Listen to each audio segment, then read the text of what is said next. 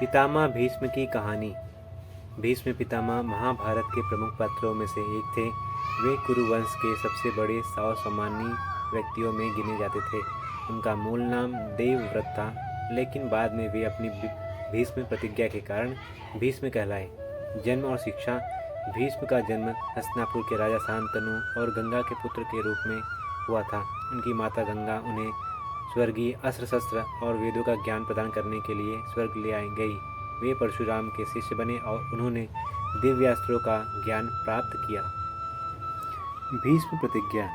राजा शांतनु एक मछुआरे की पुत्री सत्यवती से विवाह करना चाहते थे, लेकिन सत्यवती के पिता ने शर्त रखी कि सत्यवती का पुत्र ही राजा बनेगा।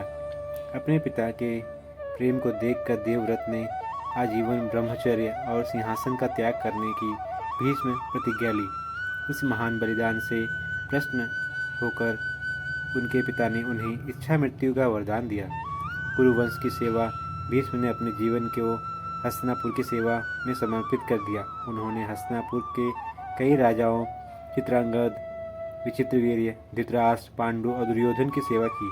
उन्होंने द्रोणाचार्य, विदुर और अन्य योद्धाओं को भी प्रशिक्षित किया। महाभारत युद्ध।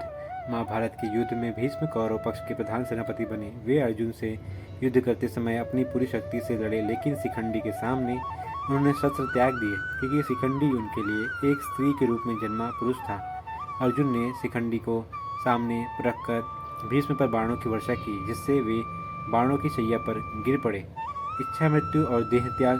भीष्म को इच्छा मृत्यु का वरदान था, इसलिए उन्होंने माघ मास के शुक्ल पक्ष में उत्तरायण के दिन देह त्याग किया। उन्होंने पांडवों को धर्म और नीति का ज्ञान दिया और फिर अपने प्राण त्याग दिए। भीष्म पितामह अपने त्याग, निष्ठा और धर्मपरायण के कारण महाभारत में सबसे प्रेरणादायक पात्रों में से एक है। लाइक, शेयर, सब्सक्राइब करना ना भूलिए।